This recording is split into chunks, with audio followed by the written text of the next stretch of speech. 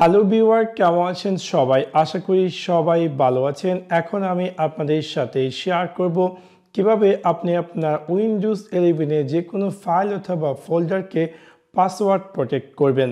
So আপনাদেরকে সম্পূর্ণ ভিডিওটি দেখার জন্য আমন্ত্রণ জানাচ্ছি। চলুন তাহলে দেখে আসি কিভাবে আপনি আপনার উইন্ডোজ 11 এ যে কোনো ফাইল অথবা ফোল্ডারকে পাসওয়ার্ড প্রোটেক্ট করবেন। সেই কাজটি করার জন্য আমরা একটি সিম্পল সফটওয়্যার ডাউনলোড করতে পারি, যে সফটওয়্যারটির মাধ্যমে আমরা চাইলে যে কোনো ফাইল বা ফোল্ডারকে পাসওয়ার্ড প্রোটেক্ট করতে পারি। সো সেক্ষেত্রে প্রথমত আমি আমার ওয়েব ব্রাউজারটি ওপেন করছি। ওপেন করার পর এখান থেকে আমি টাইপ করব 7zip। সো আমরা কম বেশ সবাই 7zip সম্পর্কে পরিচিত। আমরা এখন আমাদের এই ডেস্কটপ বা ল্যাপটপটিতে এই 7zip সফটওয়্যারটি ডাউনলোড করব। এখান থেকে দেওয়া আছে 64, 32 বিট। সো আমারটি যেহেতু 64, সো আমি জাস্ট 64 বিট সফটওয়্যারটি ডাউনলোড করে নিচ্ছি। ডাউনলোড করার পর আমি এই সফটওয়্যারটিকে ইনস্টল করে নিচ্ছি আমার কম্পিউটারে।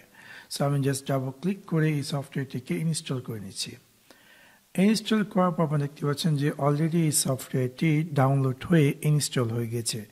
আমি জাস্ট ক্লোজে ক্লিক করলাম এবং দেন ফর এক্সাম্পল আমার কাছে এই পিকচারের ভিতরে, ফর এক্সাম্পল স্ক্রিনশটে এই যে তিনটি পিকচার, আমি চাচ্ছি যে এই তিনটি পিকচারকে পাসওয়ার্ড প্রোটেক্ট করার জন্য। সেক্ষেত্রে আমি কী করবো, এই তিনটি পিকচারকে আমি সিলেক্ট করে রাইট ক্লিক করে আমি ক্লিক করব শো মোর অপশন অ্যান্ড আমি ক্লিক করব 7zip এবং আমি ক্লিক করব অ্যাড টু আর্কাইভ এবং তারপর আমি দেখতে পারবো যে এরকম একটি স্ক্রিনে পেয়ার করবে এবং এখানে আপনাকে একটি অপশন দিচ্ছে যে enter your password, re-enter your password. অবশ্যই এখানে আপনার এই যে ছবিগুলো সেগুলোকে প্রোটেক্ট করার জন্য আপনাকে এখানে একটি পাসওয়ার্ড টাইপ করতে হবে। সো আমি একটু পাসওয়ার্ড টাইপ করছি।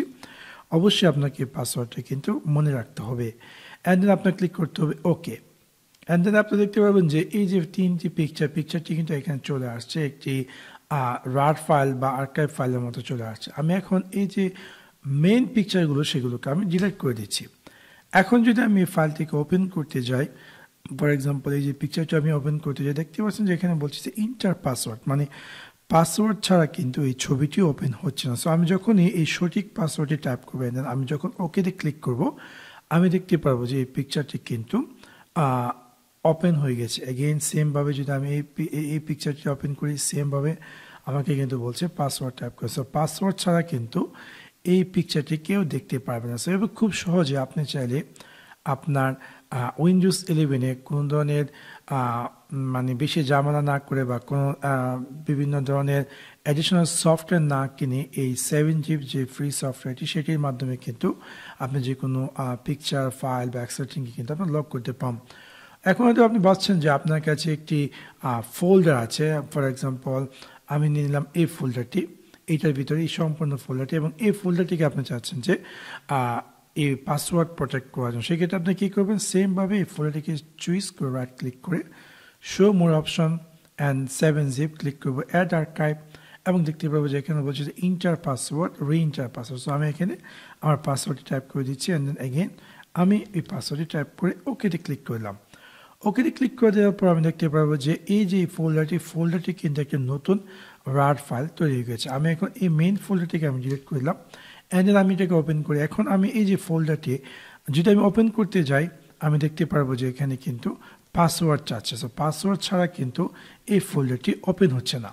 সো এবার খুব সহজে আপনি চাইলে আপনার উইন্ডোজ 11-এ যে কোনো ফাইল, পিকচার, ভিডিও বা ফোল্ডারকে পাসওয়ার্ড প্রোটেক্ট করতে পারেন এই অসাধারণ 7zip ফোল্ডারের মাধ্যমে। তো আশা করি আপনাদের এই ভিডিওটি ভালো লেগেছে। যদি ভিডিওটি ভালো লেগে থাকে অবশ্যই লাইক এবং শেয়ার করতে ভুলবেন না।